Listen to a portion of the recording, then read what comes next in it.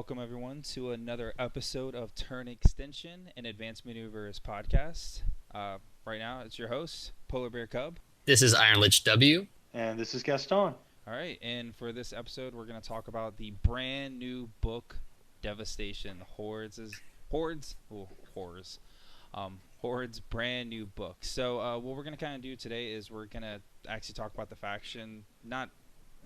We'll talk about each individual model, but we're kind of just going to bounce back and forth the faction as a whole. So, get it started off. Let's start from the beginning of the book.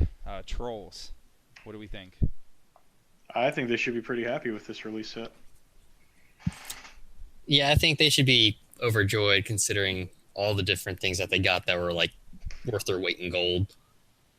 Yeah, I mean, for all the grumping that they made about the Mountain King when that came out, the Glacier King is very, very legit.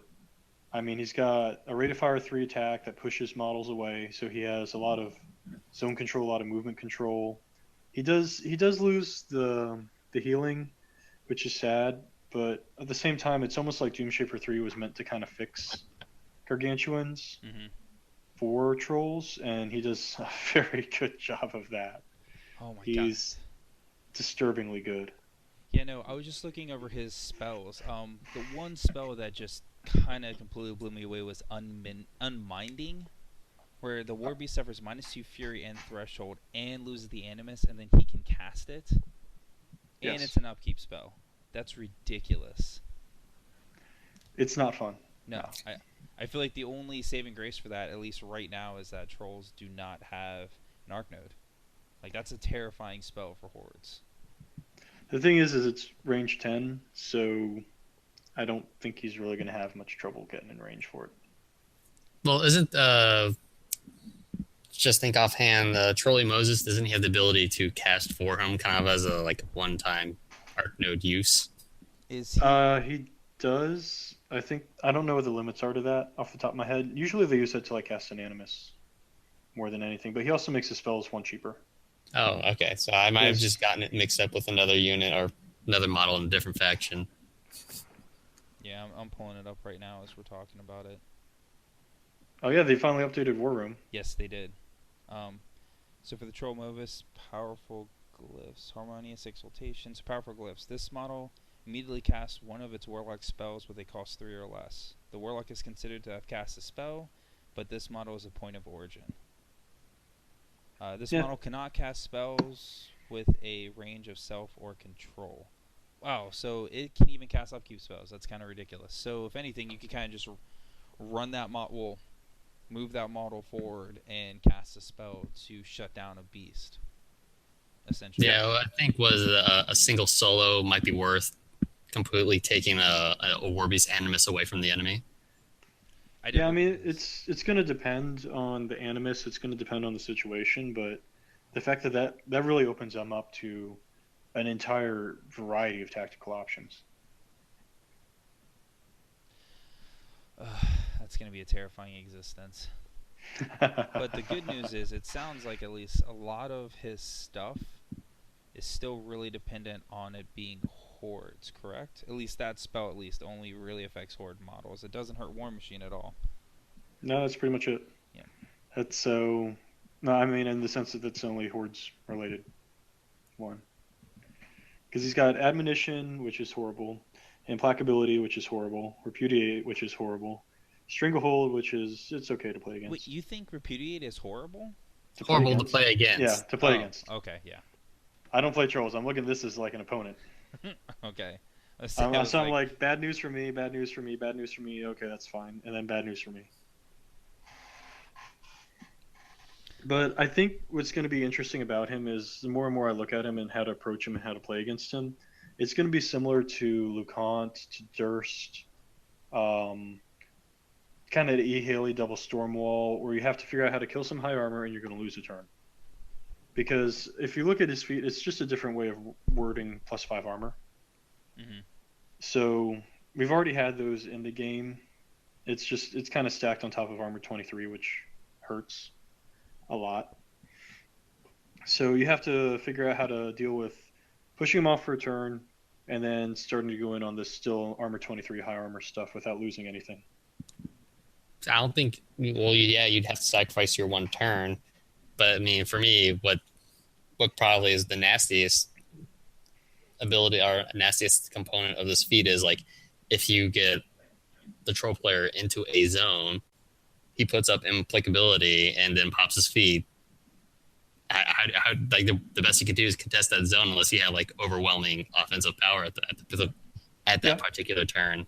Yeah, But it's I mean, true. is that really any different from Lucant and Primaxium or Durst and Double Judicator? Well, I think the difference with that is that, at least with Lucant and even Syntherian and all that stuff, a lot of those mobs can be pushed or slammed.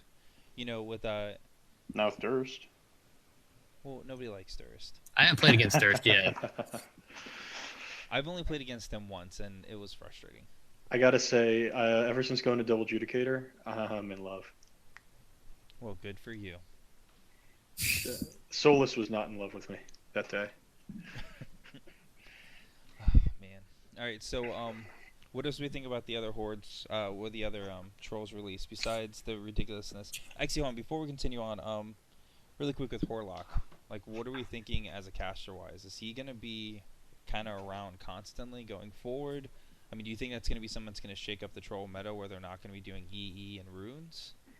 I think he'll shake up the troll meta in the sense that he'll replace runes because he does the same thing runes does, but better. That's what I was thinking. Is I was wondering if he would actually replace runes myself. Man, he's definitely got the ability to support the beast to do that. Mm-hmm. I mean, the other thing is if you go back and you look at his theme force, he can reduce the cost of gargantuans by 2. Is there any And limit so, to that? Does he need to take 2 of them in order to do that? yes. Oof. But I was seeing at least some battle reports that were starting to pop up where he's running 2 gargantuans now. Really? And that's why I brought up that whole point of, stuff him for a turn while he feats and then work on figuring out how to kill 2 gargantuans. It was either 2 Mountain Kings and Mulg, or they were proxying the Mountain Kings as Glacier Kings. Interesting. Okay. So then you just kind of take the minimum of whatever else you need. Yeah, and also the fact that, I mean, you can give him +2 speed during the first turn, which would be amazing, turning, because the Glacier King right now I believe is speed 4, so it's pumping it up to a speed 6 turn 1 of the game, and giving an additional 2 armor. That theme force is terrifying. You mean it's everything he wants? Yep. Yeah, that definitely would be a very tough nut to crack. Everything would be armored 21 above, except for the caster, who you're probably not going to be able to see. Mm-hmm. I mean, and that's only during the first turn of the game, so it's the rest of the time you're just worrying about them being armor 21 from the Krillstone anyway. Can he take the Krillstone? Oh, yeah. Of course he can. Why wouldn't he? Oh, yeah. Alright, so anything else about, I guess with trolls? Anything else you guys saw that stood out Well, that I mean, was ridiculous? You have the other 2 stuff. You have the Pig Bushwhacker Officer and Mortar, which they're in kind of a weird spot, I think, because Pig Bushwhackers weren't a unit that's normally taken. Mm-hmm. And I think this guy helps him a lot, but I don't know if it's kind of like putting lipstick on a pig, so to speak. He's going to help him a lot, but they're still not going to take him anyway. Yeah. He's awesome, but is he really going to be worth taking?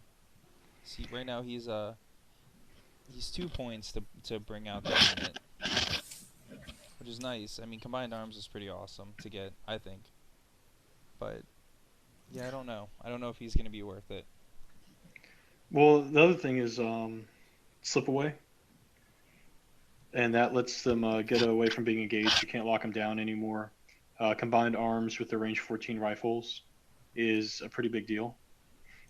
Jesus. I hadn't seen this unit. I hadn't seen the pigs too much, but when I have seen them, I've mostly seen them as the jam unit. So that, I guess, having slip away while being the jam unit doesn't necessarily make a whole lot of sense to me, but that just may be the way I saw my one opponent playing it, and that's the only opponent I've seen who's dropped that unit against me. Sounds like he was playing them poorly, given that they have range 14 rifles and CRA. I mean, they're basically they're almost exactly the Winter Guard Rifle Corps from Kador. Mm-hmm. So, but now they get rerolls when they CRA. I mean, they don't have Kovnik Joe, which is really what makes the rifle core kind of dangerous with those range 14 3 dice to hit. But I mean, I think this is a really good UA. I just don't know if it's It's going to be gonna enough to bring him out. gonna take. Yeah, it's gonna take a unit that wasn't beloved before and make it beloved. Okay. Yeah, I think it's you only see it pop up in a list that you have seen it in, typically like was it Egram's tier 4 list where they're there. And that's the only time I think I've really seen them. Yeah, I know it's been a while for me since I played against them, but I don't know. I have hopes. I think they look cute. All right. You would. Oh, All sorry. right. So the second unit, though, that definitely sticks out to me is the Dunian Knot, where you got 3 models, each with the ability to cast Puppet Master. So Puppet Master concerns me a lot because it's Puppet Master. What also scares the living shit out of me is heal. Base to base, they get to heal D3 damage points off of a model. That within conjunction of the Krill Stone. If you're putting it, let's say, next to Warders or Molg or something else. I mean, if it's next to Warders, you're saying you're taking D3 points off of them from Molg. I don't Molg can think now you're going to heal. see them next to Warders, though, because Warders are generally trying to get to the front as quickly as they can. I'd see this mostly as a unit that stays in the back next to, like, the Krill Stone and just hands out Puppet String, and they'll have the occasional ability to heal, like, a Warcaster or maybe a long-range heavy or something, like the Bomber. I mean, the other thing is having the Puppet Master makes it a lot more efficient to fish for crits because you can do the reroll there. And I mean, with 3 dice, I think you have like roughly 1 in 3 chance of getting a crit, and now you're up to a 2 in 3 chance, which bumps that up significantly for like the slams off of the Impaler, things of that nature. Maybe even that the Thumper Crew, if you're into that sort of thing. But also for a lot of the casters that have the offensive spells like Mortality off of Grim, things like that, where that can get very, very dangerous very quickly. So I'm wondering if those are going to be used more so for the attacks, or if you do a trade-off. I mean, if you can get a beast in there that has a really high to hit, and then just re-roll the damage roll if you don't think it's good enough. Yeah, I mean, and that's where you can like put it on Mulg and save it. You can, I like it on like the Mountain King or the Glacier King, I guess, where, if you hit, they're stationary, but you need to make sure that first one hits, and they're only 5. So now you can throw it on there, and that kind of fixes him. The thing is they're going to be competing against trolls, are kind of like Protector, where they have support bloat, and it's getting kind of to the point, I think, where they need to decide how much of their army is going to be like that and where these models fit in. And if you're going to take these models, have a very specific plan and a very specific use for them, and for that Puppet Master. And if you don't have that, then don't take them. And I can see that being a trap initially. Whenever people are first putting this unit out, they're gonna put it in every single list because they're gonna want the Puppet Master. But if they're doing too much support, their army's not gonna function properly. Do you guys ever foresee more than one unit being used, given that all 3 models can cast Puppet Master independently? I could see it being used only because they're still 1 wound models. Yeah, they are 1 wound models, which is kind of nice, actually. It's a bit of a saving grace. But I mean, the ability to put out 6 Puppet Masters for 6 points is kind of insane. I mean, I have seen people talking about that warder trick, where you use them as kind of a warder UA. I think they're too expensive for that at 3 points. Because warders are already, 9 points, I think? I believe warders are 8 points. God, fuck trolls. Yep. Yeah. Can agree. Still, I mean, throwing almost 50% of a cost on top of a unit just to heal the random guy who lives, I don't necessarily seeing that great. Yeah, I think the heal is an option. Is more along the lines of, a bell or whistle where it's nice to have, but you're bringing them to the battlefield for Puppet Master as well as Wild Communion. And warders are 5/8. Yeah, fuck warders. Yeah. See, I don't know. I still feel like that. I think it would be good actually having at least one of them near the warder, because either you can heal or you can Puppet Master a warder. And a lot of the time, getting a warder in there and hitting a devastating strike, I mean, that could be the, finishing off a unit. Or finishing off I guess a beast or something like that, if you can Puppet Master it. Yeah, I mean, that's the dirty thing with Puppet Master, is you can choose the dice as well. So if you roll like 6/6/1/2 for damage, and you can re-roll the 1/2. Hmm. And anyone who's ever played against like Calandra can see how horrifying that is just on 1s and 2s. All right. Any final words on trolls? I think the book was a home run for him, realistically. I agree. Yeah, I feel like they got a huge amount of play. They're going to be really good. It's really exciting to see all the stuff that they got. Yeah, I mean, they're definitely a faction in need of a big buff. They were totally underperforming before this. Well, at the very least, it's going to shake up their play style. Hopefully. Yeah, I think I see this making them troll harder. It's quit being Crix harder. It's now troll harder. It's troll harder. What else can we do to throw stuff in there? Everything they have plays very strongly into their strengths. So Replace Runes of War with immovable mountains. That just sounds fun. I don't want to For live on this whom? planet anymore if that happens. I mean, you gotta think what Runes of War, that really revolves around Mulg, though, doesn't it? It's the combination of Mulg and the Earthborn and Janissa. Fuck Janissa. So I mean, you can almost basically swap out Doomshaper 1 or 2 or whichever Doomshaper it is in that list for Doomshaper 3, and I think that's what you're going to see as a start. And I'll be curious to see if you start seeing double Gargantuans with it. Well, I guess I'll say I'm happy that I won't be seeing the Stone Throwers. Is that their name? Rune Shapers. Those guys. Oh yeah. Yeah, that'll be. That's probably what made me the angriest about Runes of War is I'd always get caught up with those guys who happen to be in Genesis command range, and that Force Lock would just drive me absolutely nuts. It's so unfortunate. That is. All right. And especially they're so cheap. I don't like them. All right, moving along to Circle. So what do we think about the Circle releases? We had Chromac, the Storm Raptor, Black-clad Mist Riders, and the Bloodweaver Night Witch. I mean, Chromac has seen play, and he's seen a lot of success. So I definitely think he's a great release for them. The Night Witch is probably the most intriguing one, followed by the Mist Riders for me, I think. Because, I mean, have you ever played against a Morvana and they took the Tharn Whitemane? No.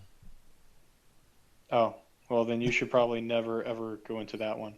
Because basically, what she does is she's like a cheaper version of the Tharn Whitemane.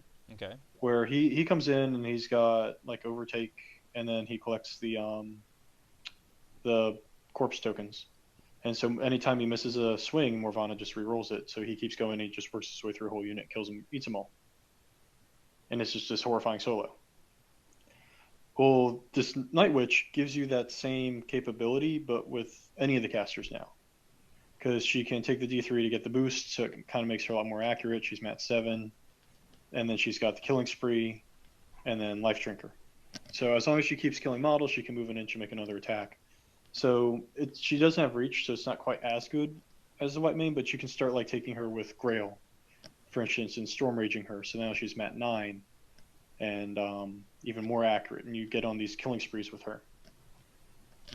So I think she's very interesting from that point of view. And I mean, you can definitely see her with Imorvana as well. It's nice too. She has having stealth as well. Just kind of helps her out to have that survivability from range. And even if she didn't, she's a defense 14, which is pretty good. There's not too many models in the game that can see through stealth. I think that could really snipe. I mean, her there's out an entire faction that can. Hey, let's not look. They're the good guys. They're allowed to. Didn't you used to play in that faction? I still might be. I don't know. I'm going back and forth now. I kind of want to play them again. I feel like there's some sampling bias on your opinion. I guess what I'm looking at here is I'm kind of looking at the Night Witch from just like a different caster standpoint, like Kruger 1 with Lightning Tendrils to give her reach and give her that really fearsome threat. Yeah. And as everyone said, that between her ability to boost her own attacks and then heal, as long as you don't roll high on damage and low on healing, you can do it for a long time. I think the thing that's going to come with her is because she does have what blood drinker, life drinker. Sorry, she can. So it's like she heals D3 damage points. So all right, And she never mind. suffers D3. Yeah, so it's suffer D3 and heal D3. So she's only got 5 health, so it'll be an interesting balance to see where she goes. Oh, that's the one I was thinking. Yeah, blood rituals. Suffering D3. So if she does not heal quite enough after the life drinker, you're really gonna have to decide whether or not you want to do the blood rituals or not. Yeah, and that's where I was thinking Storm Rager because that makes her Mat 9, where you can maybe risk it on the hit and then just boost the damage rolls. And lightning tendrils will let her go further because she has reach. Yes, that is not fun. That is No one heard awful. that, okay? That is awful, actually. Not as awful as the Mist Riders, who are apparently riding Billy Goats, which is amazingly hilarious to me. Man, I kind of really wanted him to be riding clouds. I really wanted them to be riding bunny rabbits from like Lord of the Rings. Dude, I don't even know. I don't have a lot of respect for Circle apparently. I can tell. So, And well, if you think about it, they with their billy goats, it's kind of strange. They're only a speed 8, so they're one of the slowest light cavalry in the game. The same thing as the Soul Hunters for Cricks. They're speed 8. Well, nobody likes Cricks, though. I can tell. Look at all the stuff that just kills them. But we're not here to talk about that. We're here to talk about these Mist Riders. well, the thing that worries me with the Mist Riders, and this might be one of the very few heavy or one of the very few light cavalry models units in the game where you see them in min units, is Shockbolt. And unlike like Thunderbolt from the Gun Mages, this isn't like it is a crit slam. All right, never mind. I'll shut up. I thought it wasn't crit slam, so it is a crit slam. So that makes it a lot nicer. Oh, you thought it was just a base slam? Yeah, and I was freaking out. Ugh. Well, I'm thinking these guys are meant to run with Morvana too because she's got the Fog of War. So they're going to be running around at defense 18, shooting POW 12 at range 8. And they Well, can just it's step away actually going to 5 be POW inches. 14s with your Storm Raptor. I was going to bring that up next. They're also meant to be. So you got Morvana, Storm Raptor, Mist Riders. Is this a feasible list? I'm probably just grabbing onto too many shiny things at one time. I don't know. I'm pretty sure anything is feasible with Morvana. Well, let's bounce into the Storm Raptor. Like, besides just additional damage to it, is there really that much the Storm Raptor's going to bring to a list like that? Yes. He's got his command is 9, and when you pop his Animus, it +2 to electrical damage rolls. Also, I mean, he's speed 7, so he starts out with a base 12-inch threat range, which is huge. You can easily get that up to a 14 with, bounding, or if you stack bounding with Hunter's Mark, you can charge 16 inches. And then he has the flight, so he ignores all the intervening models, so that helps a lot with movement of your Gargantuans. I mean, if you've ever seen, like, the Archangel in play, for a Colossal or a Gargantuan, that thing is, like, slippery. It is. I just don't know if I'm 100% sold on the Storm Raptor yet. I mean, I like his speed. I like all the stuff you're talking about, but that's a huge investment of 19 points just to see potentially go bye-bye after one turn. I don't think he's meant to be used as the frontline beater like most Gargantuans and Colossals. I think he's more late game, just like use his gun and his Animus just to really kind of help the rest of the army. Well, if you want to be a dick, you can put him on Una and use Watcher with him. Maybe. Yeah, because Watcher, so he can attack. With the gun. And it's boosted. Oh, Jesus. He can't move, but he can attack. He can attack. That's... And you can't, like, stop the attack by being in melee. And if he leaves his Animus up, then it's a POW 16. And if you're within 5 inches, he's got a very good rat. Rat 8. That's ridiculous. What the fuck? You play the Lightning faction, you should be, like, all over that. You play both the Lightning factions. Yeah, in my defense, I didn't get the book downloaded until like an hour ago. Wow, it's nice to see you came really well prepared for this. I'm sorry. I am so proud of you guys for being so up on this. I can kind of just glom off.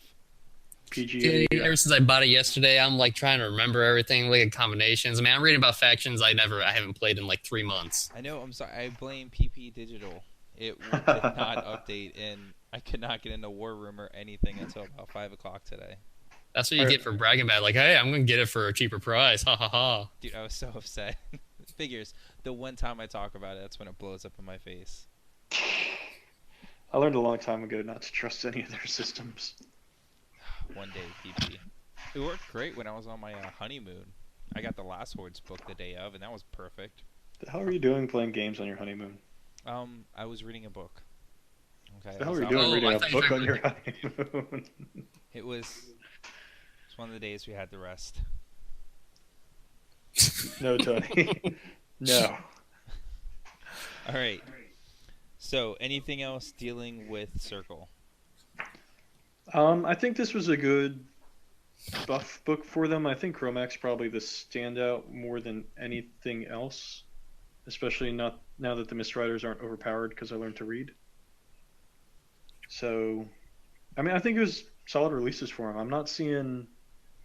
I think the Storm Raptor is going to be a finesse piece. He's going to be fiddly, but I mean, it's Fury 4. You can easily get free charges, and he's got 7 attacks.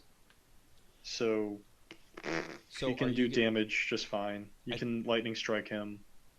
But are you gonna see, I guess, players take the time to really learn how to play him well? He doesn't have a lot of glaring, obvious abilities to kind of boost the faction. I feel not enough to really have people take a chance on him. I think people are going to play it. I mean, I people think- play Dark Angel. Yeah, I think people will play him, but where I probably don't expect to see him is probably like in the Masters tournaments of most conventions, unless you have the one guy who's dedicated to making him get there. So Gaston, you're gonna start playing him. God help you guys if I ever start playing Circle. All right. So next on the list is Scorn. What do we think about Scorn? They had Zol 2. We had the Desert Hydra, Legends of Halak, and finally the Extoller Advocate. I do feel this probably for Scorn specifically, this book probably fell short of the mark a little bit. I can see Because that. I know that they're still starting with Zal. I can't get my mind around how he's supposed to work. Really? Yes. He's pretty straightforward. He reclaims and he transfers. So, and I There's- think that the Extoller Advocate's going to help him out with it. But, I mean, I see what you mean. Like, reclaim and transfer doesn't equal victory. Yes, it does.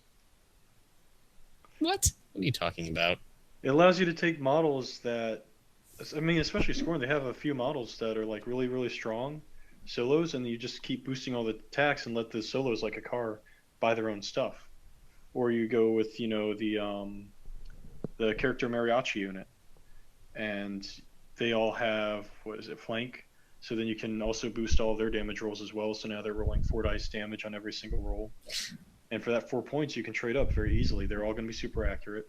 They're never going to miss. You get turns Dash into a super solo. He can gang with like a razor, not a razor boar, a little reptile hound or something. He becomes a POW 14 weapon master overnight. I mean, I think, and the kitties, you've got Tyrant Redeem. I think Scorn has a deep enough base of models that they can use transference on.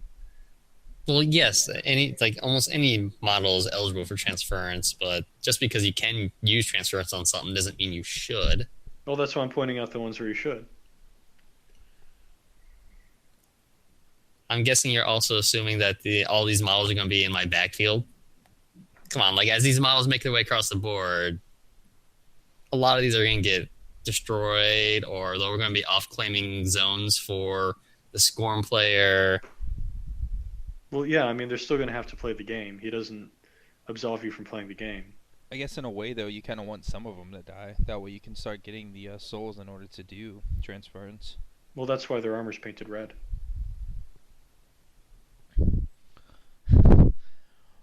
Yeah, I hear you like delayed getting the Star Trek joke. Oh, I already know it. I knew where that was coming from to begin with. It took me a while. Yeah. It definitely took me a while. Um, Know what that was? That was subtle. that was Red shirt. that was something. That was something. And I mean, the other thing is he's got the Sunder Spirit Assassination, which isn't fantastic, but I've done the same exact thing with Hire a Claimer, collect 20 souls by accident, and like, well, I guess I'm just going to keep slinging spells at you until you die. And he's better off to do it than Hire a Claimer with Fury 7 versus Focus 5. So, I mean, you don't. Having an all around, well rounded caster is more interesting. I think it makes for a more dynamic game, but there's a lot of casters out there that have like a single trick, and they're superbly popular. I mean, you look at P. Morgul. What's his P. Morgul do all game? He has a feat and he has abuse. Does anyone even know what his other spells are? No. I didn't think he had a spell card. Exactly. He has admonition as his other used spell. But he makes bronze back harder. That's what he does, and he's perfectly popular and viable. This guy makes, your Weapon Master spam Weapon Master harder or Weapon Master more accurately. And I think people are really underselling that because on paper, it looks really boring. Well, I And think on paper it looks boring because, I mean, you can't help but look at some of his other spells. I mean, Mage Sight is not something that's exciting. It's exciting in other factions. It's not necessarily exciting in I think Scorn. it's less exciting in Scorn because they have the Extoller. Mm-hmm. But, I mean, they just got the bugs, the Rat Eye. And now, if you want to forego Mage Sight or forego the Extoller and use those points for something else, you have the Mage Sight option. Alternatively, you can decide that you want the Extoller for the Gazer Beam or to save you the Fury. But now you have that choice in there. Then Annihilation is me. It's not good. Yeah, that's a meh. Vision is interesting. I mean, it's nice because P. Sevi has it, but I mean, Vision is another one where you toss it on a solo, you fling him up there, and you make him take an extra attack. And you just pick whichever solo is already reasonably difficult to hit. So you find a nice high defense one or a nice high value one, throw it on there, you make him waste some time trying to get at him. Kidding. All it takes to get rid of Vision is for them to hit with like the weakest attack in their army. All right, that's why you go like high defense or one who's able to hide very well and make it take some effort. Don't throw it on, defense 10 guy. Throw it on Iris, for example. I Iris don't. and Scorn. I don't have like I'm that a using new these thing? as examples. No, like, that's a new I don't thing. have a good like depth of things to pull from out of my knowledge banks here. That's a secret tech. Just throw it on Iris. It's a pro tip. Clearly. So, But no, I mean, pick someone who's capable of hiding, who's able to do that. I think you can take these solos and you can start leaping them in and out of combat, and you can get some good use out of that. Also, if you're going to take a free strike, throw Vision on them. it's a pretty good point to walk them out of combat. All right. So I just think sorry. I just think it's being a little overly optimistic on Izal right now. I'm not saying he's bad, but there's a lot that feels better than him within the faction. I think that's a challenge, Gaston. That's fine. I think that means I played Epic Resnick. I mean, you should play Izal.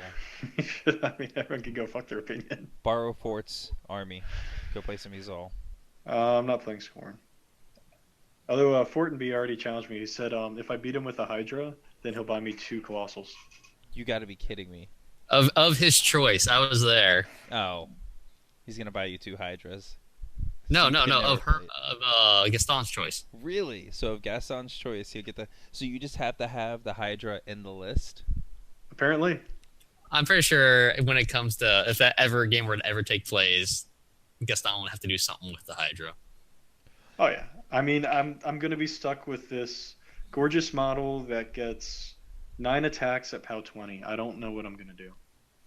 At least POW 20. At least POW 20. This is without buffing. Other than Enrage. Yeah, because what they enrage and then they have. Do they have rush? So That's can they yeah. I mean, you increase can the rush it, speed so on them? he's speed 5 base, so he has a 10-inch base threat range. If you start throwing Road to War, you throw rush on there. Yeah. But he's only got 5 attacks at POW 20 to start with, or Critical greatest nine wounds. attacks. That's awful. And if anyone's like ever read anything I've written or listened to me talk, I'm a huge proponent of number of attacks on a model Hmm. being a bigger deal than higher power. And when you And combine those two together, it's kind of terrifying. yeah, so like 9 attacks on a model is like my wet dream. You know what you can do that many attacks with, right? If you play Haley too. Just saying. She's not good anymore, didn't you hear? She's the worst. Just the worst. It's probably why she did so well at Nova Open. It was Can't weird. I can't wait for PP to hit her twice more with the Nerf bat, You get just so someone else has 3 hits like Epic Gatsby. look. Epic Gatsby deserved it. Did you know she has a spell list? What's that? I had no idea. I thought she just had the feat. No, she has Time Bomb. That's clearly her only spell. I thought you made haven't that had up. her cast like Time Bomb on me for like 4 years now. Really? No one's ever cast it on me. See, this is kind of why I want to go back to Signar. Like, I was all up on the Convergence train, but now I kind of want to go right back to Signar. Until you start playing fucking games, I'm not going to dojo for you anymore. Come on, man. I'll give you gold, and then you'll be like, oh, I'm changing factions now. I know. Well, because I'm stuck on Mother. Anyway, sorry. We're going off topic. Stop getting us off topic. All right. Play the game. I'm going to very soon. I found 2 stores right around the area, and then That you're there's a probably couple not people gonna up visit. here that actually want to get on camera. Some of the one of the PGs actually up here, Jonathan Leclerc. He wants to try to get on Advanced Maneuvers at some point, so we'll have to talk about that. Yeah, he's a good guy. Yep. I like him.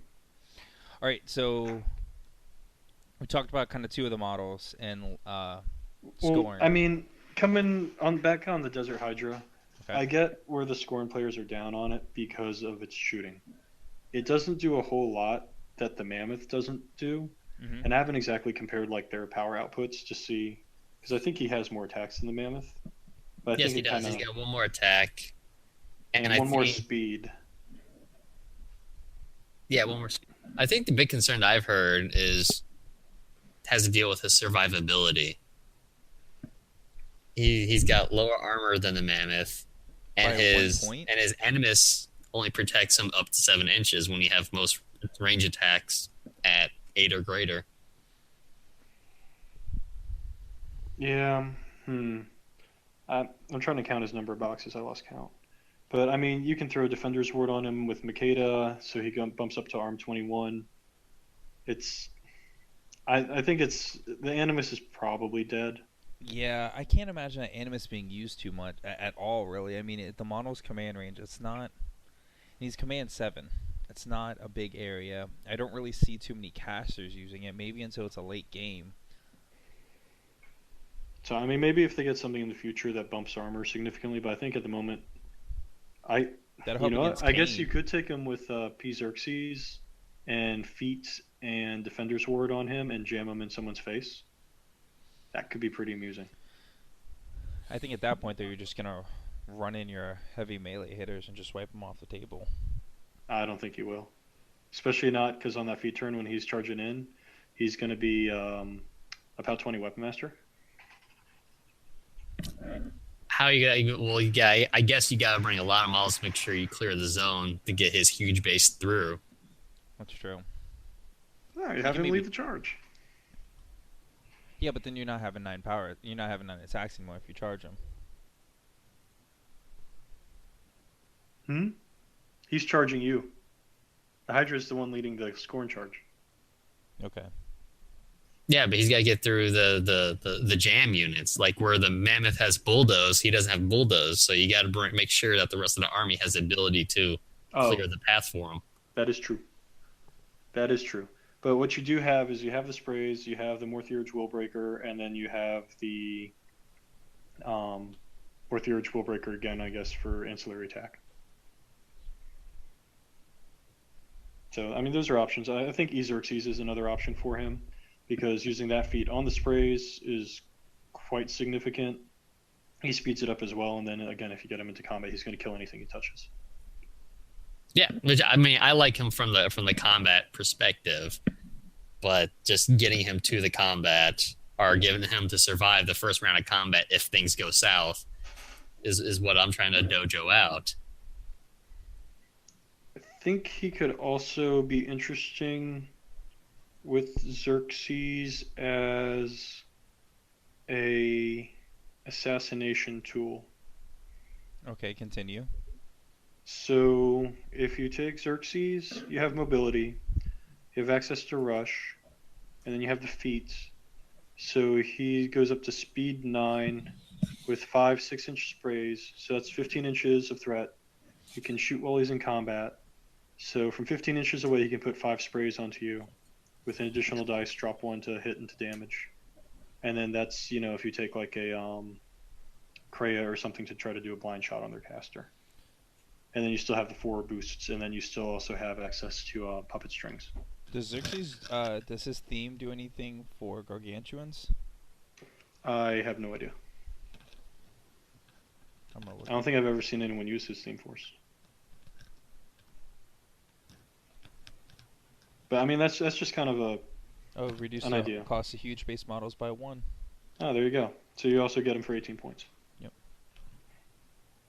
Oh, but see, and actually this seems to be kind of nice because the last one is army includes 1 or more CJ and Mantrax, and they begin the game with 3 rage tokens. So you don't have to whip them. Yep, you don't even have to whip them. That's why I've never seen the theme force, is because it was pre buff, and everyone's like, "What the fuck is this shit?" Exactly, yeah. Maybe people are gonna start relooking at that now. Hey, halfway through this, I'm allowed to cuss on this, right? Yeah. Okay. Yeah, I'm gonna put explicit. This is me. Come on, I can't stop cursing to save my life. I'm actually doing pretty well this time around. I've seen you be family friendly before. It's actually kind of creepy. It's very hard. I like to curse. But so I mean, those are just kind of like looking at him and like spitballing some uses for him. I'd be curious to see what the math comes out to be, because he's only Rat 5. So Yeah, I would never try to use him for his ranged attacks first. I'd probably be thinking melee all the way, but that just may be the Gator / Crix player in me thinking here. Well, Because like he's got an incredibly long threat, or he can have an incredibly long threat range with the right casters, and get up to 14, maybe even 15 inches if I do my remembering correctly of the different abilities. correct. It's just clearing that path for him. Yeah, it's just find a way to clear the path for him and making sure that you can either win on assassination or protect him from getting knocked off the table in one round of melee or shooting. yeah, absolutely. I mean, it's like all gargantuans and all colossals. They all take armor buffs very well, and I think Scorn just kind of has a limited stable of that. But I mean, you also have the Kreia to make him armor 21 against shooting, so it's you're not going to shoot him off the table. So that'll be nice to see whenever you get those 2 colossals, then, Herman. I mean, Yeah. Gaston. I was also told that bet lasts for a lifetime. Wait, what? I was told that bet That is deal good lasts for a forever. lifetime. Yeah. You gotta be kidding me. But we have a limited amount of time, right? Isn't Fort planning on moving? I'm not sure. Yeah. I guess I'll have to dig into Scorn before he does. You're gonna have to. Alright, so before we move on, any last thoughts on Scorn? I mean, we didn't really talk about we've got the Explorer Advocate and the Mariachi Band. Well, we kind of talked about the Did we Yeah. talk about the Advocate? We did, mean- but Advocate's good. Yes, he's auto-include with Immortals. If you're taking Immortals, take him. If you're not taking Immortals, leave him at home. Alright, so what about the We have no other Legends? choice otherwise if you're leaving Immortals at home. So what about the Legends? They look like they're pretty much tailor-built for Ezal, because he can boost them. Take him with Xerxes, he boosts them. Take him with P-Xerxes, he boosts them. So what are your I thoughts mean- on the fact that they cannot go into Fist of Halak, I could care less. but it's themed. It's an old theme, and It's fluff. the themes aren't necessarily open to that. Fluff. Gaston. Fluff. I can't take Sergeant Nicholas, the medic, in Knocking on Heaven's Door, and he's a steelhead. That's true. I think the theme is perfectly fine without them, and I think if you want to play them, you'll find great use for them. I get where they say that they're kind of samey, or they're basically Scorn Great Bears. Mhm. But I think the flip side of that is they do bring 5 attacks to the table, and so you can, and they have sidestep as well, so you can work them through a unit or you can work them on a hard target. So with their sidestep and their 5 attacks with flank, do you think they're going to be able to take down heavy beasts? Are they comparable to the Great Bears or no? I think the Great Bears are probably better because only one of those 5 attacks is going to be with a reach weapon. Yeah, I mean, if they're going in on a single target, they're going in. Let's see, they're, what is it, 14 on the charge, so that's 24, so that's 5 on armor 19, then 6 for that guy, and then that looks like 7 for that guy, so up to 13, and then, what was that, another 6 for him, it's up to 19, 20. So without any sort of buffs, they'll do, 2/3 of a heavy. It's when you start buffing them that it can get kind of stupid. Right. That's good I stuff. mean, I for think that, for 4 points, I think they can trade up. yeah. And I mean, on the approach, they can easily be defense 15, armor 15 to kind of discourage any sort of attacks, and that's not counting terrain. That's not counting any sort of defensive abilities. So I get where people are like, they're boring, but they're good. They're just not flavorful. Mm-hmm. They're good, but they don't really make me want to drop something just to make sure they're in a list. They're chicken soup. Slice of white bread. Potatoes. Hey, there's only one potato in this game, and his name is Durst. The one who you now love with 2 judicators. He's still a potato, but he's effective.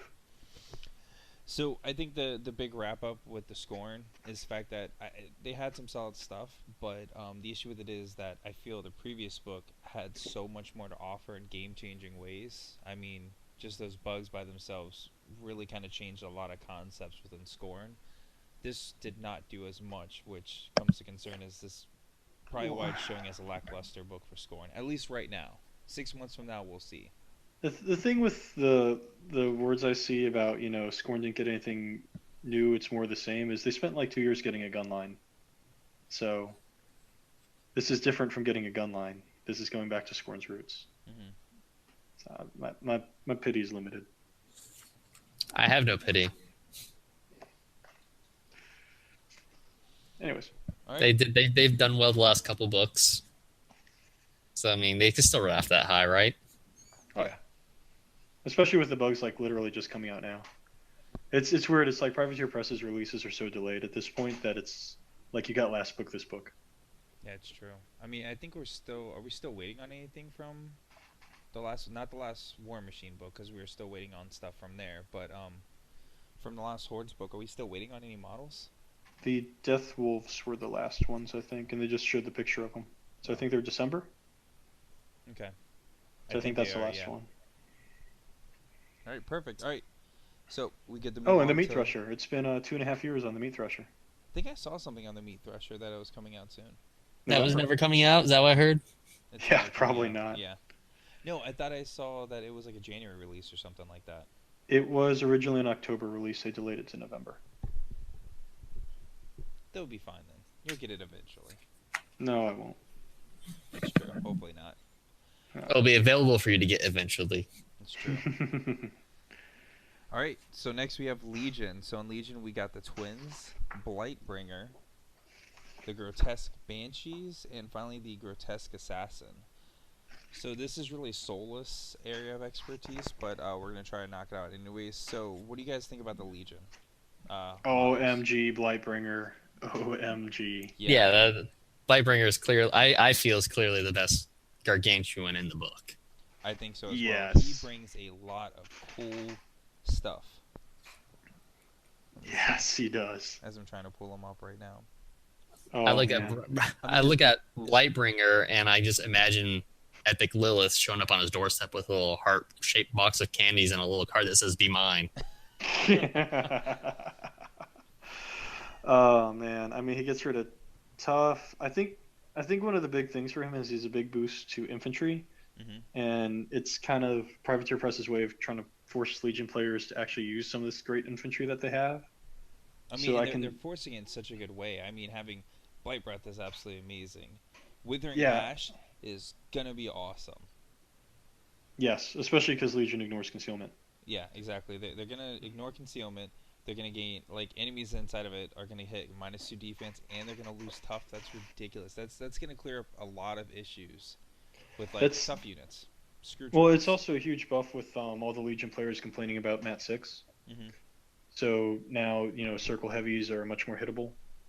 From their defense 14 drops down to a 12, things like that. I'm looking at it with the Blightbringer having a was it a 9 point attachment in the Ravagor or 8 point attachment, throwing Dragon Breath on them every turn and having like a 5 inch AoE of you're on fire and you lose tough. That Yeah. would be cool. I mean, 5 inches is so big, and it's a POW 15, Yeah. and it's range 14. It's, oh my gosh. And I mean, even that, it's speed 4, which is kind of slow, but it's still got 2 POW 18 attacks and then 5 Fury. So it can do the melee juice once it gets there.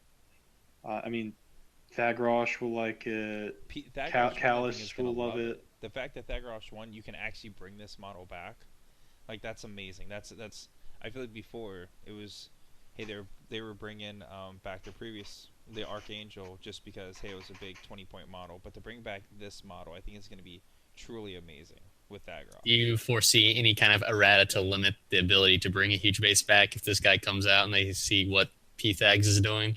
I don't think they will because I don't think it's gonna be as big of a game changer. If they didn't change it with the Archangel, I can't imagine them changing it with the Blightbringer. No one uses the Archangel. Well, hardly anyone uses the Archangel. Some Chuck does. I said hardly. I don't know. I This would be just in like every Legion player's list. yeah at It, this it point I should be in just every Legion player's list. I think this should start being in every Legion player's list, especially if they're gonna try, like Callus. Callus is gonna love this guy. Actually, like, he makes me want to try the Might and Magic theme force. Because my biggest issue with Might and Magic was that you couldn't take the Black Frost Shard. And so you were kind of capped at, I think Zuriel was the highest damaging thing in that army at like 16, which sucks. But now with this guy, he buffs up the swordsmen. I mean, you can stealth them. They become POW 13 weapon masters with 2 swings apiece. I mean, I'm very curious if someone can build a good theme force for that. Because I mean, if you take him, Zuriel, you get points off the Nephilim soldiers and Bloodseer, so you have a Bloodseer for like triangulation. So you got to fit in Nis Swordsman, Hex Hunters, 3 Nephilim, and this dude, and like a Spell Martyr. I think you can do it. I think You this could can be too. quite good. I really feel like it's something that we should try to convince Solus to try to start doing. I don't think it'll take too much convincing because before the Blightblinger really entered the discussion, we were already trying to dojo together a theme force. And the good thing, I mean, this one it's 18 points, it's a lot, but I mean, you gotta think in the world of gargantuans and colossals, it's one of the cheapest ones. Yes. And he does an excellent job of support from a distance. He does support from a distance. He's got good melee. Powy teams are perfectly fine, and then you can still buff that with whatever you need to. Hmm. So yeah. And then he's mat 5, but he's mat 7 So, realistically. and what do you think about his Animus Boiling Blood? Intriguing, but corner case. Okay. I guess. I mean, I mean, I think this is gonna stop a lot of like single wound, like weapon masters from attacking him. Because if he puts this up, he gets hit. All of a sudden, he can trigger a spray off, he and could possibly remove a good amount of models. he can, but because the spray is center to center, I don't think it'll do a great job cleaning him off. Okay. Well, I mean, he But- doesn't have to target the model that damaged him. He can target something that's like one of my support pieces and catch 2 or 3 models in it. True, it's true, and it is spray 8, and he can again bump his rat up to rat 7 by choosing the right blighted breath. Because then, if they're attacking him, they're -2 defense. Mm-hmm. So, I think it's I mean, given Legion's ability to clean off damage anyway, or to clean off Fury anyway, I think it's such a low opportunity cost. It's probably worth using. Okay. All right. So the twins. I mean, the twins have been kind of beat up quite a bit. I think they're pretty good.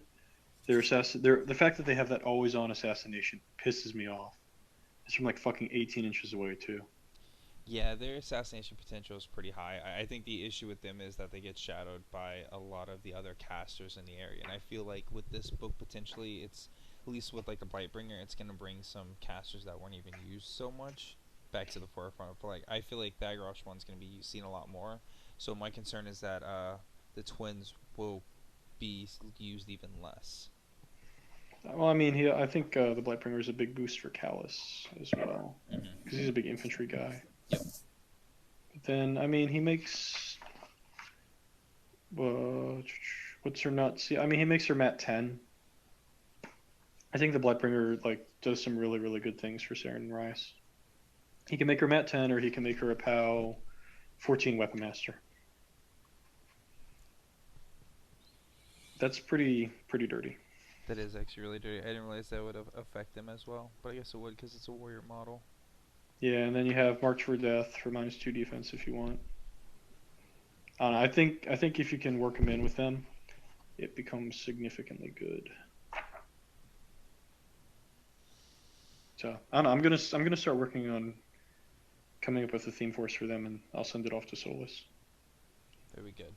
Yeah, because My one regret is he doesn't make baby wasps. He's really been giving them an honest try on using them. It's just Well, he got his list figured out, and now he likes it. that's good. So he likes them now. But it was the list issue that was frustrating him. Yeah, I could see that. I mean, I saw it the few times I was down there recently. I did see the issues. Well, I guess not recently. It was like 3 months ago now. And then we have the grotesques. So I think What? the new grotesques are interesting. Silencer is pretty awesome with the piercing screech.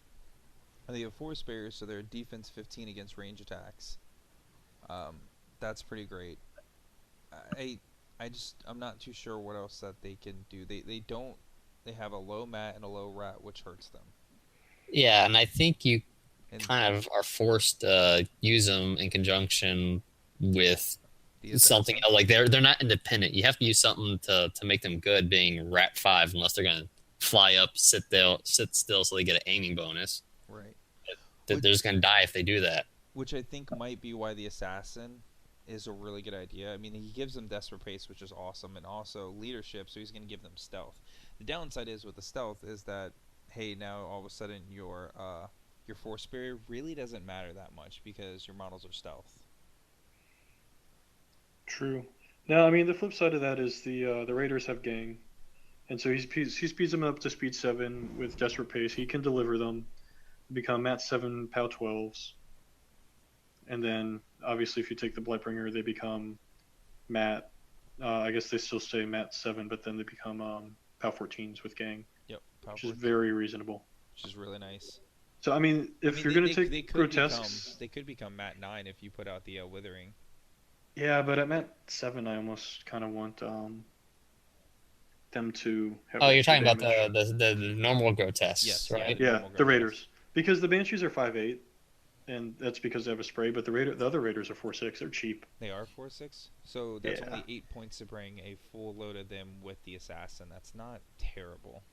No, especially if you like start using this to try to explore your infantry options. If you're using that with again the Blightbringer, which is going to encourage you to do more, and Callus.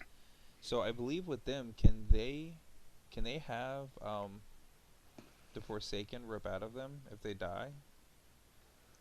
With Callus's feet, Yeah, yes. Oh yeah, it's it's not a interesting. Forsaken. It's the Incubi. Incubi. Sorry. Oh yeah. So you're turning your cheap 4/6 unit into Incubi, and you're delivering them. And I mean, they have flight, so they get around a lot of terrain and stuff. They're a good-looking unit. It's are people going to be willing to invest the time to try to figure it out? And I think people will. Yeah, people will invest time to figure it out, and I think they'll see play on like for the more fun games. Mm-hmm. I'm not sure that they're strong enough to actually start replacing some of the stronger units. And I think most Legion players run a beast heavy list to begin with. Yeah, and I think it's what's going to be is they're going to start exploring more units at this point if the Blightbringer shows up anytime soon. But then there are really good units within Legion, I think, that are going to get tapped before the Grotesques. But I mean, I think swordsmen kind of jumped to the front of that line almost. Yep. But they are expensive. They are. Because I think the abbot is 3-point UA. The swordsmen are 5.8. Jesus, that's actually a really high point cost. Well, he gives them cleave and I think it's overtake. See, this is why I kind of want He doubles the attacks of weapon masters. I mean, he's a good UA. I might want to jump back into Legion as well. So, I mean, I give, the grotesques are reasonable. I'll be curious to see. They're not something that's like high on my list for competitive play, but that Blightbringer. Oh yeah. Oh my That gosh. Blightbringer is going to be awesome. And I mean, I think the talent is potentially eclipsed by other models, but I think they're very serviceable once people started figuring them out. Mm-hmm. So, I mean, they're tier 2 caster. All right, so let's wrap up Legion. What are you guys' final thoughts on it? I mean, I'd say they done well because of the Blightbringer. yeah, the Blightbringer is a huge win for them. Yeah. The twins, I've never even seen them. I seen them on a table from like 15 feet away. And I'm just looking at the rules right now, and I can see some pretty good assassination potentials that, I mean, I'd be interested in. The fact that you bring one back when the other one's... The fact that you bring one back when she's died because you have the other one alive still. Mm-hmm. You can bring her back, and you can bring the second one back in the back arc of the opposing warcaster and have fun like that. Yeah, it's Moron. It's like a freaking 18-inch threat range. It's Yeah. And they teleport, so they hop models. And she has acrobatics anyway, so. Great job, Legion. God, Legion. All right, let's wrap it up, and let's now go to Minions. The winners of the book. Minions got a Hands lot down. of great things. For Pharaoh, they got the Battle Boar, they got the Splatter Boar. We got the Blind Walker for the pigs. We got Croak Raiders, Linus, and Edra. I just call her Ebola. So Signar looking guy and an elf. We got the Fig Pharaoh Warlord, which I know is Gaston's favorite model. Grinland Swarm and Hutchuck. Yeah, I don't know who those last two are. They're dead to me. Oh, dude, I'm actually pretty excited about Hutchuck. But let's go through. So, now I know you just did a cast with what is your cast again, Gaston? A Matter of Pact? A Matter of Pact. So, you guys talked about the 6 models, and it took about 2 hours. You said? Yeah, we spent quite a bit of time on them, especially I think on the Battle Boar. Okay. The Splatter Boar is almost like so no brain auto include that it's almost obvious. And once we got the Goraxes in Nature of the Beast, I never thought we were going to get another damage buff Animus. Mm-hmm. So getting Acidic Touch was such a nice thing. It is so useful on so much stuff. And also, I would just want to say I'm excited to see what their models are going to look like, because right now their art looks awesome. It is very I think different. The Battle Boar's art is probably like one of my favorite, where he's chasing the little whelp trying to eat him. Yep. Big fan of that. So I think the Battle Boar is kind of the more limited of the two. He's the one that like I started out like we're going to throw 5 of these in each list and it's going to be glorious, and we kind of toned that down with time in Dojo. So now I mostly want him in Carver and probably Drang to start. And I did get a game with Carver with him yesterday, and he was good. Being able to walk 9 inches, be a POW 13 weapon master, boosted everything. It is good. And then armor 20 on top of it. So his Animus, height, metabolism, that's pretty much a dead Animus. But that's totally made up for by the Splatter Boar. In addition to his damage Animus, he's got these 3 bomb types. Now he has Rat 1, which kind of blows. But Acid Bomb doesn't do blast damage, it's just a POW 12 to anyone. Yeah, man, none of these require a direct hit anyways. That's Yeah. awesome. So, Acid Bomb, both of these guys gave Targ whole new life with ancillary attack. Mm-hmm. So I was slinging 2 acid bombs a turn, and it was just ripping through single wound infantry. Especially like once the line's closed, you can just kind of scatter it out wherever you want to, so it's not moving very far. It's just like, here, everybody, have a PAL 12. Oh, you survived it? Have corrosion. Psychoactive gas, the threshold check is going to be the more interesting one. That's going to be very much on a case by case basis in the middle of the game, depending on what you want to do with that. I'm not so hot on the command check, just because that's a lot of hoops to jump through to get someone to actually fail that. Yeah, there's so much fearless around, anyways, that you're using it on like really out of the way targets. I feel. Yeah, I mean, I think you an got to hit interesting. them. They gotta be not fearless. They gotta not have a standard banner reroll, and then they gotta feel like a 9 command check. Yeah, It's that's too true. much. Unless you put them on Brine, Rorschach Brine, put them with Rorschach Brine, and you can use them with Doomy's spell. I'm looking up the spell, which was it Unminding, Where he takes acidic touch. -2 threshold. I don't know. Oh, I was like looking out of left field for weird combinations sometimes, and I know it's a big stretch, but Well, well, I I think actually put him on Roshan Brine. what? I actually put him on Roshan Brine. So I think actually an interesting, well, at least with the threshold, because if you hit a model that's already like if you hit a war beast and they already have a bunch of fear on it, their fury, it's gonna be further down on their threshold check, so it's a good chance that you will force them to frenzy. Threshold is far more likely, and it's potentially far more damaging. So if someone's sitting next to Malg with their Earthborn, Mm-hmm. and you want to hit them, I mean, I guess technically you could make them both frenzy on each other. Jesus, so yeah, you can hit both of them with that. And I think that's really where that one shines. Not so much for the units. I mean, I personally think that's gonna really hurt Signar more because they do not have any fearless. So that's gonna force. Anytime you force a threshold check is scary. But I think that ability is really gonna shine with going with hordes. I mean, one of our somebody on our Facebook page brought up that if you put this on Rorsch, or you just do this in general and you hit a Glacier King with it, and if they frenzy, then all of a sudden they're punching their own models and making their own models stationary. Oh, I'm so excited about that. Yeah. oh hey, I just looked up Glacier King, his threshold. This shit. Really? It's like It's 6. Yeah, it's 6. It's a 6. Oh yeah. Mm-hmm. Oh, that's some bad days.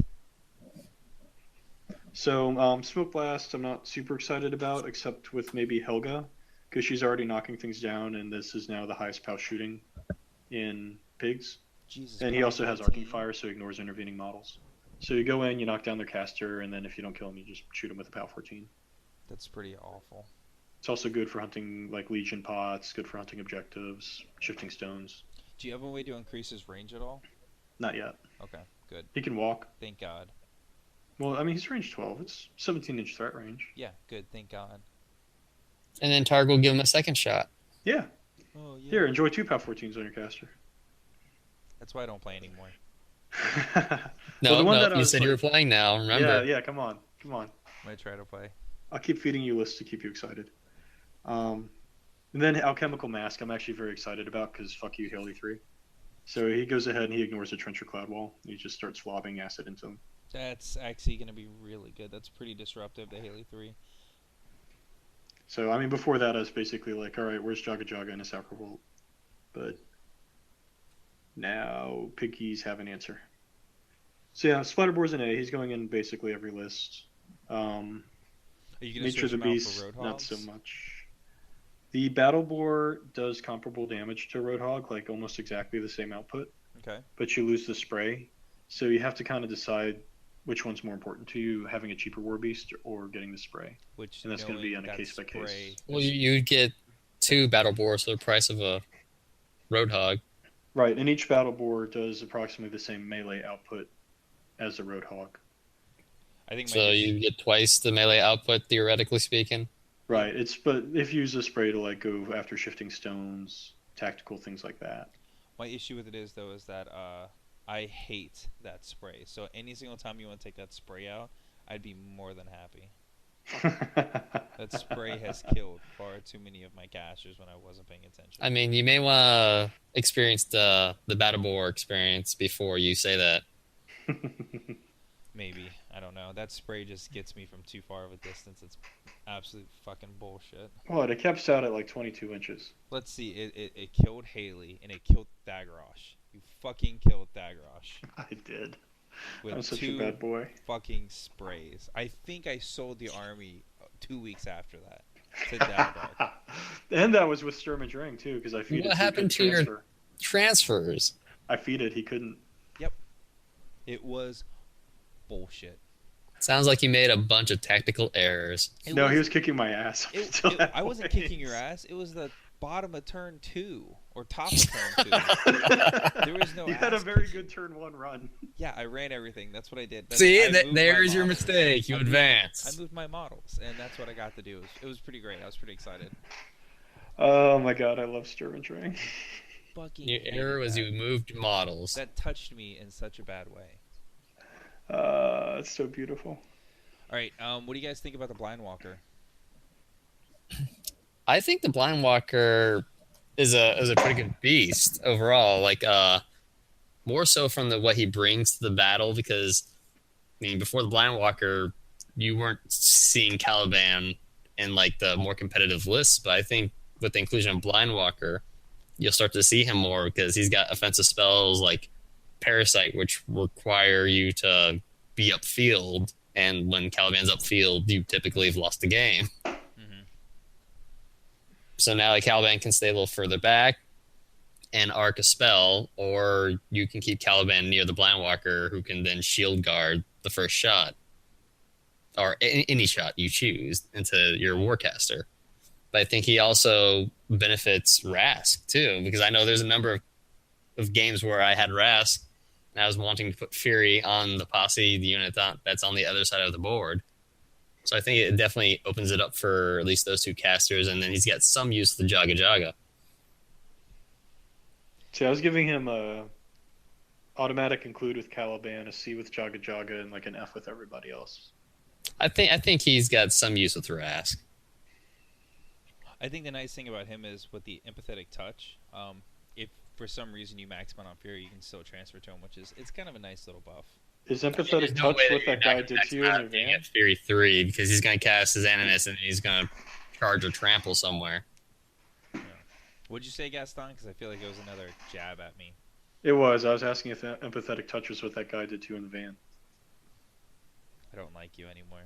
It's empathetic transference, buddy. This is exactly why I moved to another state. How's that rain tax? I don't like you. All right, so the Coker has kind of been talked to about a lot. So I mean, unless you guys have any extra stuff to him, we can move on to some other stuff. Faction changing. Faction Game change. changing. They're amazing. What about this new 2-man character unit? The minion character unit. L and E. They got overbalanced at some point in playtesting. So, The reason why you're going to take them is collaboration. yeah, And if you don't have a good plan for collaboration, then that's 3 points you can probably spend better elsewhere. yeah, and I think that's kind of a strong case. Is that it's 3 points for that one spell because a lot of their other abilities are very selfish. Wind Barrier is super selfish. Zephyr is kind of neat, but are you really going to be using all of those abilities at the? I mean, you can't use those abilities at the same time. So really, what's the bonus of doing Zephyr except for just getting out there to shoot stuff? Well, the thing is if you use Zephyr, you lose out on 2 shots. Because the unit does put out 4 shots a turn. Mhm. But they're Mat and Rat 5. So, like, They need help. yeah, they're Brigands. Actually, Brigands are better. Brigands are higher POW. We found a unit that's worse than Brigands. Yeah, you get 4 military rifles. Wait! Brigands are power 12. Yes. Yeah. Let's say military rifles. That's trenchers right there, man. Yeah, fuck you, Trenchers. You're worse than Brigands, too. Yep. I think they have a better a better rat. Rat 5's pretty standard. But not for character unit, and Pendrick did a really bad job teaching him, I guess. But, I mean, like I said, I see him useful in pigs because of collaboration and because pigs have such a low amount of support models. I mean, you basically cap out at 4 points with Targ and Bone Grinders. Mhm. But you got like Helga, you got Midas, you got Sturmdrang. You can take Arcadius, I suppose, and then you've got Maximus and Efreets and Gudrun, and all of these things that can use collaboration. So are you going to be dropping it into a lot of your lists? Do you think this is going to change your list up more than? I mean, obviously your lists are changing with the splatter and battle board, but are you going to see these guys in a lot of your lists? To be determined. Okay. Yeah, I'd have to What? play around with them to Yeah. see if they work well in blind water. Because friendly warrior models next attack is boosted for collaboration. I The mean, with one that, nice thing is that you can have him collaborate Ebola, and then she can pop out an arcane bolt that's boosted to hits with True Sight ignoring stealth. So, like fuck you Eris, fuck you, what was I playing against? Narn, hmm I guess. So that is a very handy thing to have. And then, I mean, pigs need the magic anyway. that's true. Yeah. All right. The Warlord. What are you thinking about the Warlord? Would someone other than me like to go? No, because all I had planned was to heckle you. Yeah, it's pretty much what I had too. So if you could kind of go, that would make this a lot easier for us. Dude, I actually you wanted an attachment for your brigand, so I feel like this is everything you wanted, right? Oh, I wanted him to be good. You got reform. Yeah, so believe it or not, Gang and Reform are actually a pretty big deal, especially when they're together. And I voluntarily took them in a list last night, hmm or I wasn't forced to. That's nice. Yeah, so like with Carver and Helga is where he's going to see play because Defender's Ward and Quagmire both benefit on having more models in the unit, and then Gang and Reform help that as well. I kind of wish they weren't both granted, and Prowl I feel is pretty much a dead ability, but it can happen, I suppose. I'm not going to like waste my fart board trying to fart him stealthy though. Okay. So he's expensive, he's way overcosted, but Gang and Reform are good enough that he is going to make it into some lists. My problem is that I went through all the 5 stages when I thought he was 2 points, and I refuse to go through the 5 stages again. So I'm stuck on Just 8. do it. Give into it. Yeah, come on, do it. Fuck Like you all. I could see it, sort of seeing him being decent because I have only ever seen him on the battlefield a couple of weeks ago when Gaston used him against me. And you killed him? No, he missed his charge attack to slam Gator Boy. Wrong Snapjaw. Because I popped Yeah. his feet. I was gonna use him to slam Snapjaw into an Efreet to knock his ass down and be a weapon master, but He rolled missed. Snake Eyes. Yeah, he rolled So I'm Snake Eyes. thinking he's the type of character that just sits back and allows his granted abilities to be used by the rest of the unit and not necessarily be near the front himself. Yeah, fortunately, Brigands die so easily. I've never had a problem with like there being enough of him left alive that by the time he dies, it's not a big deal. There he's are actually- plenty left in our game. 4. There are plenty left in our game. 4. Success? Success. I hate you both. Success. Hate All you right. both. Moving along then, what about the Gremlin Swarm? What do I you have guys no think idea. about that? What is that? So the biggest thing is that with the Mischief, that is going to be. I'm personally a little concerned about that. I kind of hope I don't see him too much. Man, that really puts a dick to War Machine. I think Sabotage is huge on them. Damage points that cannot be repaired or removed for a round. So I think That's going to be a bitch to Sabotage track. is the problem with both of these is threat range, because Sabotage is basically within 8 inches. Where that's going to really pop up is going to be very niche, but it's going to be on Syntherian with Reconstruct or Imperatus with the Phoenix Protocol hmm are 2 very big ones where you can't effing heal them, and so they just die. Which I think the bigger thing for them is that they're stealth and incorporeal. You just park them in a zone. They can't be shot, and you have to go magic them personally. Yeah, because they don't take any type of attack, so they'll never become unincorporeal. That is correct. That's dumb. But they don't work for me, so Yep. Yeah, they don't work for me either. So Let's see. Fatty from Scorn loves them. he would. He loves them. They are perfect arc nodes. Would the They're damage that they take be magical? They take D3. Yeah. so I don't know if you've seen the picture of it, but one of them is definitely pissing off of the Warjack. No, he's pissing onto Signar. Get it right. I could buy that. That's rude. Like that. That would be how I'd paint them if they worked for me. Well, thankfully they don't then. All right, last model in the book is Hutchuck, the Ogren Bounty Hunter. I'm really excited about this model, one, because I really liked him in the story Into the Storm. So it's kind of cool that they have now brought 2 models from that book out. And Hutchuck's pretty awesome. He's kind of like a weird... What was Into the Storm? So Into the Storm was the Signar book, pretty much where they were trying to liberate Minoth.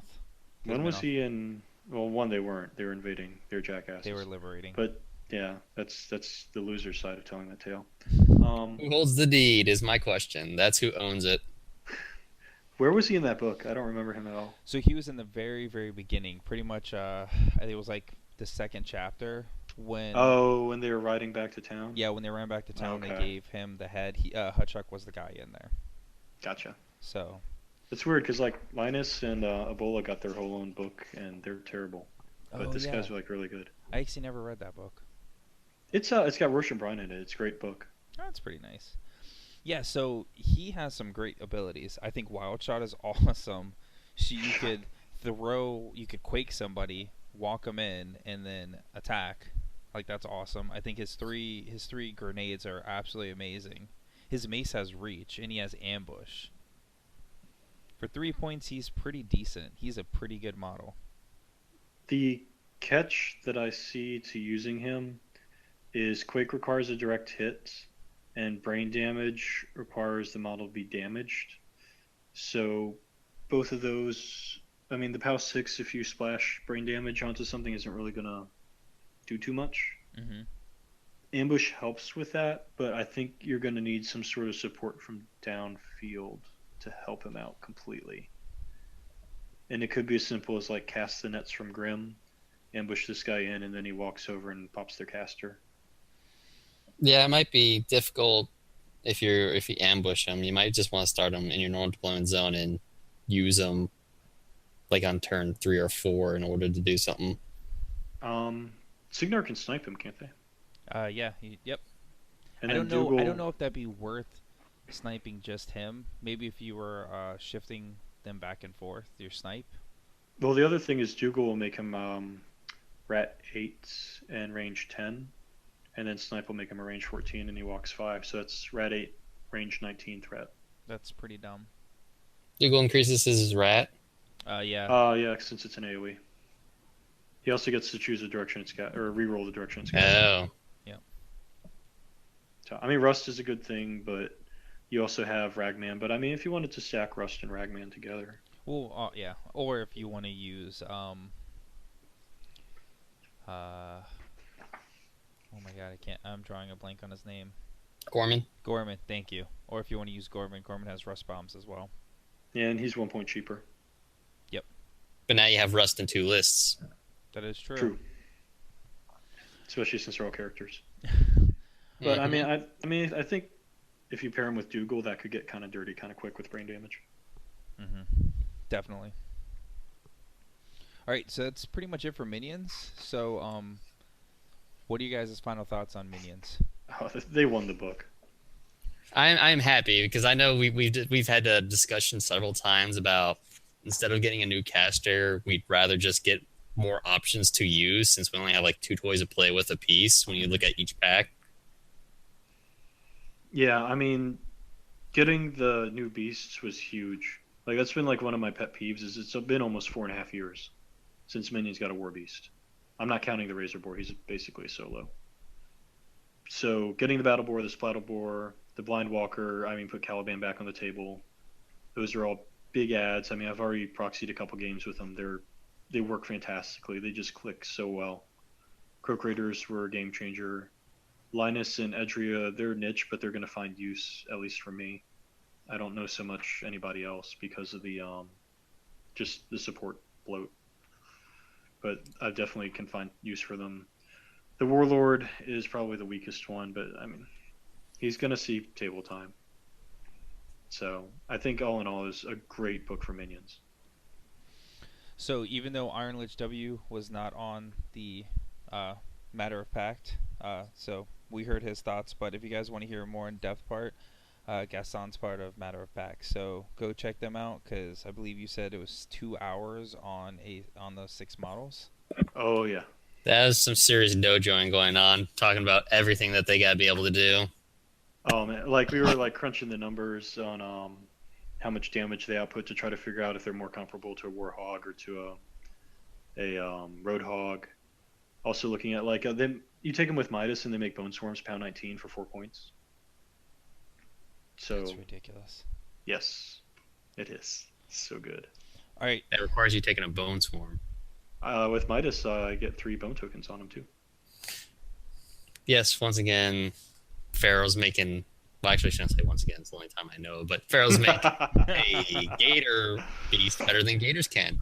Don't worry, he also gets advanced move. I hate you still. That's ridiculous. All right, so we do have some questions from Facebook. Some of these were answered, but we'll just kind of go through them. We talked a lot about the Pharaoh Beast, so we're not going to touch on that. Unfortunately, Pokey could not get on the channel today. He was doing some moving in his house. But what are you guys' thoughts on the Ezol tier list? I think it's a dead theme. I don't understand it. Okay. Because he's all begs for souls, but then the tier list kind of limits the number of souls you can take. Yeah, I mean maybe no, it's a dead theme. You got to remember, I mean, they asked PP about the theme forces before, and they said they kind of break them up into, something that's fluffy and fun, something that follows a specific story, or something to like actually buff the caster to be competitive. Right. Not every theme force is going to be a home run. Right. Which they do that for a purpose. What'd you say, Gaston? All right. Yeah. So next question. It was talking about the Dunia Knot. I think we kind of really talked a lot about the pros and cons of that earlier. So unless you guys have any additional things, we can move on to the next question. No, I mean, you just weigh what you need the puppet strings for, and you decide if it's worth the 3 points for you. Yep. All right. So next question was with the Gargantuans, how will they affect gameplay? We definitely talked a good amount about that. Did some dojoing with each of those Gargantuans, I think, within this podcast. So I'm pretty happy with that. If I were to be realistic, I'd say Glacier King, yes. The Blightbringer, definitely. The Hydra, no. And the Storm Raptor will probably be in the middle. Okay. Of that. Yeah, the Storm Raptors are a maybe. The Hydra, probably from the people who think get it because it's a beautiful model. Mm-hmm. It is a beautiful model. I mean, I don't think it deserves the abuse that it gets, but I don't think it's like, going to be a big deal in the meta either. Yeah, I'm in the same place. Yeah, I have to agree with you guys. All right, so Circle now has 2 light cavalry units with a light cavalry caster. What are your guys' thoughts on that? That'll be a fast list. I mean, it's Morvana. Morvana makes all infantry better just by being Morvana. So it's, it's pick your flavor. It's, what do you want your list to do? And they can be fast. I mean, what the Tharn, Blood, Rider, Wolf people is the official unit name. They've got Prey, and I'm pretty sure they've got Weapon Master and the Throne Spears, and these guys have the magic bullets. And maybe you take Morvana with a Storm Raptor. And, she does everything. She's a giant turd polisher. She really is. She can take anything and make it good. I know, but talk about a caster that really helps you fish for crits with her ability to re-roll, especially getting the knockdowns on the Mist Riders. Mm-hmm. Yeah, I'm not excited about that. I think. And then she'll bring them back behind you. Is the World Wrath? The World Wrath's additional dice to magic, right? Yes, I believe. And there's a World Wrath Morvana build, so maybe try to slot them into that one. That's a good And then idea. you can use his Animus and then have her re-roll to fish for crits. I I've not seen that. Is it? How effective is it? It was a Pagani list, so Yeah, and I remember Milton in Game Vault. He used to he was playing that list I think for a little bit as well. they're Pontiginus Yes, on the forums. Theropontiganus. Do I get credit for pronouncing that? I guess so. I don't even know if Did that's you pronounce it correct. correctly? I did. I don't know. I remember him saying it slightly different last time I spoke with him. I Two think years last. ago. Somewhere in that neighborhood. Yeah. All right, so final question is Chromac 2's theme list. What are your thoughts on them? Having seen a couple of random builds thrown out for it, I am not excited to play against it. What are we what are you seeing with it so far? I mean, has Fort been playing it at all yet? He's been dojoing it pretty hard. What did he have in it? He had basically the minimum. First of all, skip tier 4. Fuck that. I mean, seriously, just fuck that. So you can take basically just the one Blood Reaver unit, and then just hit tier 3 and immediately start spamming Light War Beasts. But he had a slightly more balanced list where he was taking a bunch of Warp Wolves, then he had some 3-point Core Axes and some 3-point Moonhounds to back him up. The Moonhound, Moon. So, and I think they were the Purebloods, so he had the Moonhounds for the spray action going on there, and then used Chromac's feat and abilities to make him good in melee. I have not seen the Cormac list on the table, so I'm still just working through it myself. But I think it's all about getting, isn't it? To me, it seems all about getting Chromac into the thick of it. Which is something Chromac's perfectly happy doing. Yeah. Yes, he is. Especially in this second form, he is very comfortable getting into it, and then he survives afterwards. Yep. It's a problem. Yep. All right, guys. So before we wrap up, do you guys have any last thoughts? I'm still working my way through the fluff, but so far, it's So far, feeling shut like- up. Yeah. I'm still reading. Don't. I have not even looked at the fluff. I was just gonna say it feels pretty action packed, and like things are actually moving around. Oh, I'm so So- excited to read it. I'm actually the minions are getting some nice spotlight treatment as well, so I'm very happy to see that That's nice. rather than just being like thrown into a back corner. I know. I'm looking at this one picture of Barnabas near the back, and I just can't wait to get to it. Do you want to know what happens? No. We do not want to know what happens. I do want to know what happens, but I want to read it for myself. Yeah. Don't you Aw. dare ruin this for me. No, I mean for a book that's as small as it is, I think it's actually a really solid quality release. I don't necessarily think there's going to be a lot of things to completely upset the balance, because even Doomshaper, who's arguably the one who kind of stands out on first read, is in a way a lot more of the same. So A lot worse of the same. a lot worse of the same. Yeah, because Now, between the when I say healing and worse, the- I mean good for the troll player. yeah, I know. But I mean, if you've been playing into Lucan, if you've been playing into Durst, if you've been playing into Haley, you lose a turn and then you go kill their heavy shit. Yep. It's the same strategy. I think it's just because it's become so much more prevalent. I mean, the good news is because it's become prevalent, those lists that you used to have to specifically have to face that Haley list or that Lucan list on the rare case you would get it, a list becomes so much more meaningful because you could play that into more lists now. The downside is that if you play against every opponent that has that, then you'll eventually be list locked and you will run into troubles. Yes, that's why you go for Assassination. Every time. And I mean, bear in mind, unlike his other forms, he doesn't have any way of speeding up his War Beasts beyond Rush. So the threat range, I guess he has Goad technically, but the threat range is a lot easier to calculate and to manage. I'm actually surprised he kept Goad. I'm really shocked that he kept Goad. Why is that? Just because I thought that they were going to get rid of that for his third version. I was hoping they were. Goad is dumb. I forget about Goad, that's why it's dumb. Womp womp. Alright guys, so that'll wrap us up. I want to thank everybody for listening to another episode of Turn Extension. If you guys get a chance, please make sure you're checking out our weekly battle reports on YouTube. Should be coming up every single Friday.